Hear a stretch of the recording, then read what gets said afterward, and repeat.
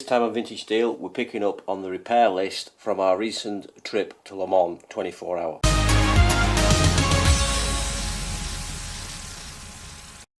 So, got to Le Mans and back in one piece in the car, which is good. Picked up a Mustang on the way back. No, I didn't buy it. I just helped a fellow Brit home with a Mustang and met him in a hotel in the middle of France.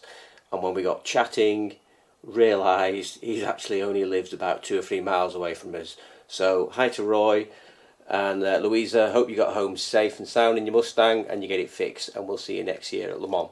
So anyway, back to the car. So we had a couple of problems that I knew about before I went. Maybe I should have fixed them. Anyway, adds to this bit of excitement, doesn't it?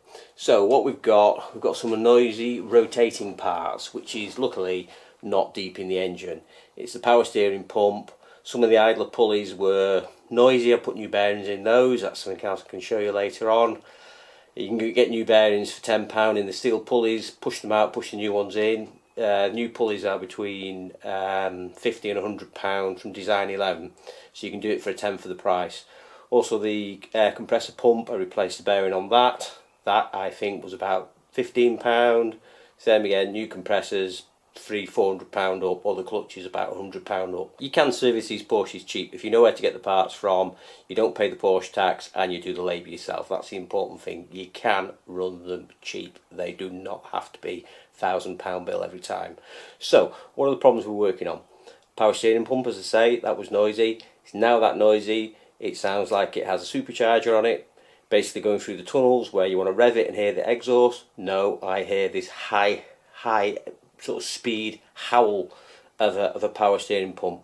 So that's going to be changed out. That's sat there ready to go on. That's actually off a newer Cayman from a guy I bought it off on eBay, and he's put an electric pump on it for racing. So it's not like it's some sort of defective one that I've bought off eBay and could be worse. This car now has probably done, in fact I bought it 145 miles. I've had it 2 years, 2.5 years. I have actually selected it that I can't see the odometer. In fact, let's just have a look. I don't like looking at it. I don't even know what the mileage is. Okay, maybe it was a bit less than what I thought when I bought it, because it's on 146,000 miles now, original engine. So they will do the miles. It's just now, when you think about it, all these rotating parts, power steering pump. On this drive belt, you've got the alternator, you've got the power steering pump, you've got the air conditioning pump, you've got the crank pulley, you've got the water pump, and you've got a load of idle bearings. So you've got a lot of things that are rotating around, and all those noises transmit inside the car. So the easiest way to diagnose if it's any of the rotating parts and not the bit deep in the engine, and of course because it's a 911 996, someone's going to say it's the IMS bearing.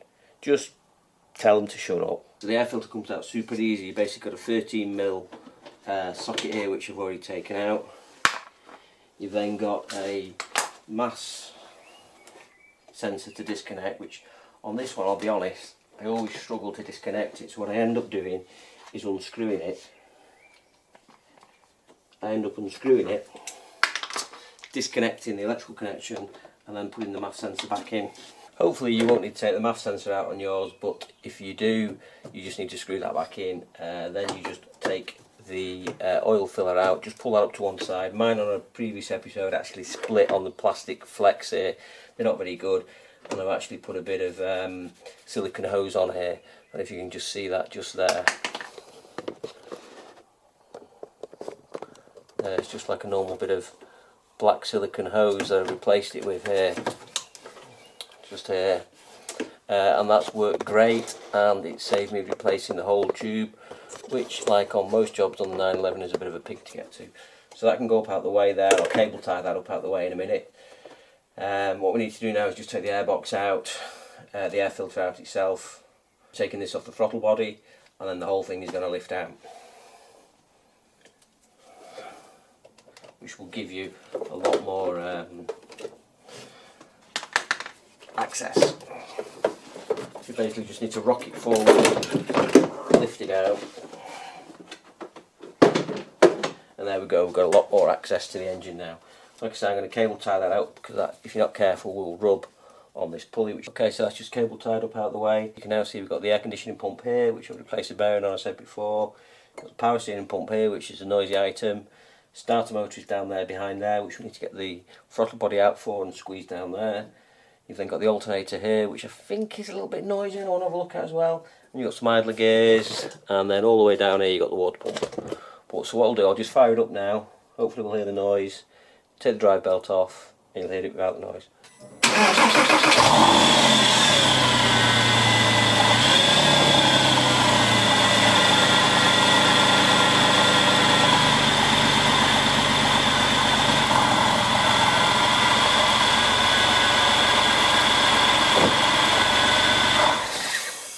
So what we need to do now to get the drive belt off is just basically get a 24mm socket on this pulley here, and then we can take the tension off the belt.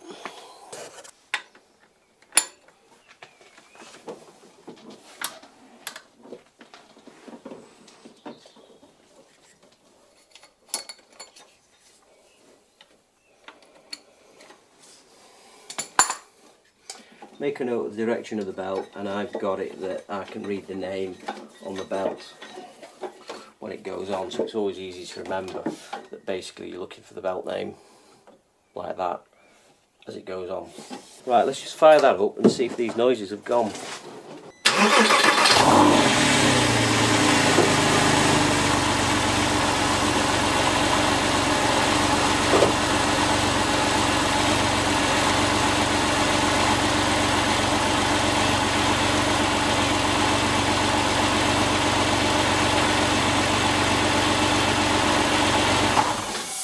So you can see that's a fairly quick way of diagnosing rotating parts, and the fact that we've taken the belt off, we can no longer hear any of these rotating. We know this is noisy because we've listened to it with it running. That's the other thing, I put a stethoscope on, so I've listened to it with it running. I know this is noisy, so this is going to get replaced. I've already done that. This clutch, you can replace just this end of it. I think the alternator bearings are okay. Having said that, while we're in there, maybe we should throw a new alternator in it. 145,000 miles, it doesn't look the best. Yep, let's put a new alternator in it. When I say new, recon alternator, and let's put a new water pump on it as well. So 3 big ticket items we're replacing really, and hopefully we're going to do these for a reasonable price and not Porsche tax price, and definitely not Porsche labour price. Oh no. Right, where do we start? Let's take the throttle body off.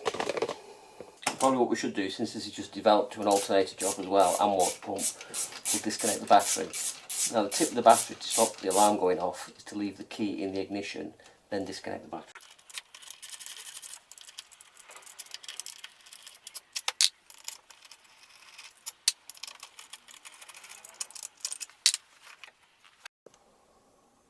So I've got the power steering pump pulley off now. What I had to do, actually I had to heat the pulley up. Luckily I do have a spare pulley because I've actually damaged it taking it off, so I wouldn't recommend this if you weren't replacing the pulley. It just so happened the brand new second-hand pump to me comes with a pulley, but I had to break it off the corrosion here between the aluminium and the steel. Now that actually stays on the block, and it's the 3 bolts here, 1, 2, 3 that come undone, and the pump pushes out from the back. So what we need to do now is drain all the hydraulic fluid, power steering fluid out of this master cylinder. There's also a cylinder behind it as well. So whatever you're draining it with, I'm going to use a syringe. You want to get the hose down here as well. There's a connection here for the steering in or out, I'm not sure which, and there's also one at the back, and the one at the back is like a quick release plastic one of these ones where you have to slide the plastic tab in, then pull the hose out. And just there you can just see the starter motor. Now I'm told at this point here now, you could, if you want, replace the starter motor. You can just see it there, the rusty mess. But I'm going to strip a bit more out. I'm going to take the power steering pump out. I'm going to take the alternator out as well, and that's going to give us better access. And then work our way backwards, recondition the starter motor, put that back in, put the alternator back in, recon alternator back in, put the brand new second-hand power steering pump on, and then right down there we've got the water pump, which will be a case of, I think it's a case of getting some of the bolts up here and some of the bolts from underneath. So quite a bit of work to do, so let's get on with it. So this is the new to me power steering pump. As you can see, it's looking a lot better. Still got that, I think that's a mechanical drive that's in the pump. But there's no play, lateral play. The header tank is slightly different because it's off Cayman, but the back part of it I think is the same. If not, that can be unbolted, and that's the fixing I'm on about, where you need to press that in, so press it that way, then pull the pipe out the back.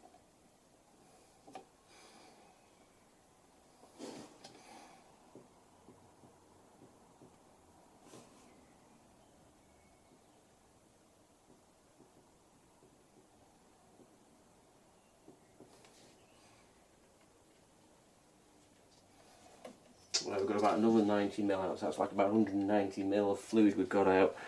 So what we need to do now is get this connection out the back, which is on a plastic pipe, and it's one of these ones that you can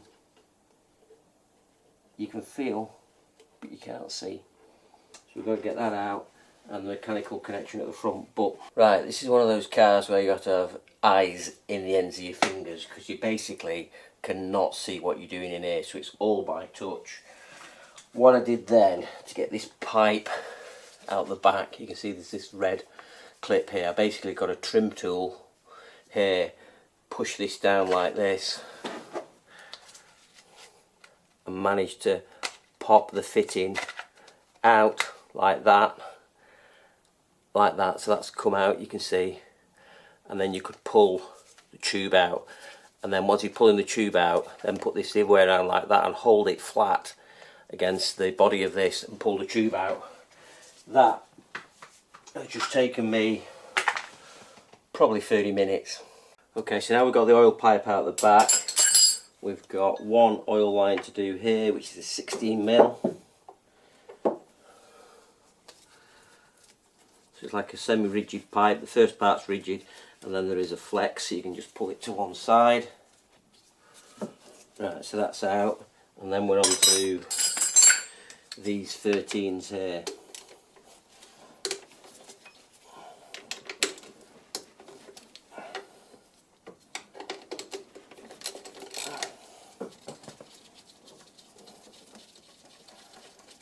So there we go, oil pump is disconnected now. Or at least I think it is, although it feels like it's connected to something. Gotta say, this car's good to drive, and it's a good job because it's a complete bastard to work on. There's 3 bolts at the front to take the power steering pump out. There's one at the back. You can't get to the rear one because the aircon pump's in the way, and you can hardly get the aircon pump out. So I've basically undone the aircon pump now, so it will move just enough to give me access. And you can just see my socket there. There's one bolt there right at the back, and there's a bump that sticks out there. There's a bump that sticks out there on the aircon pump that stops you getting the socket on. So I've had to undo the aircon pump, which is 3 bolts, one at the front, 2 at the front and 1 at the back, which is a complete pig to get to, just enough to move that to be able to get that socket on there. And I'll tell you the other thing that's your friend with this: small sockets, very slimline sockets, 1/4 inch sockets, and universal joints. I am glad I didn't start this before I went to Le Mans. Right, we've finally got that bolt loose, which should allow now the pump to come out. Oh no, there's something else holding it now.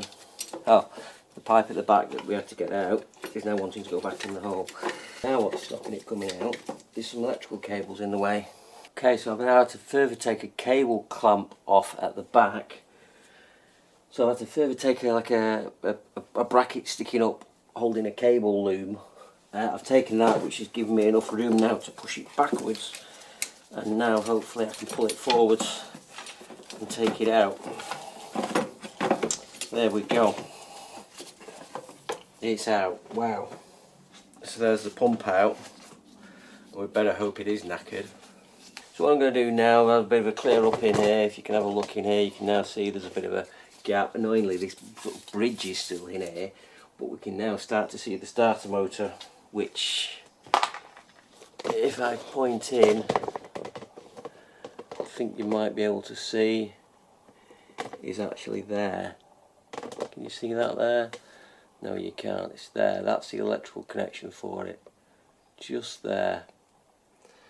So I'm going to clear some of these pipes out of the way to try and get a bit more access, give it a bit of clean up, and come back to you in a minute. I'm going to leave that there for today. Did take me a bit more of a struggle than what I thought to get that pump out.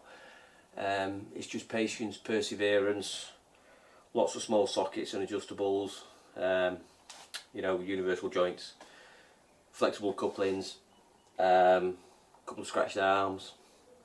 So the steering pump's out. I'm going to clean it up all the way around it. I'm going to remove some more of this hose in here and this sort of emissions equipment, just to pull that out of the way to give it a bit more access. Get the alternator out, then we can get to the starter motor at the back. This isn't the way you can get the starter motor out. I'm told you can get the starter motor out with the steering pump in place, but it's just that I need to do the steering pump, the alternator and the starter motor. There's also a right load of acorn shells and all sorts of things down there, so I don't know if a mouse or a squirrel's been living in this at some time. So yeah, going to clean it all up, come back to the next episode when I'm getting the alternator out. Alright, thanks, bye for now.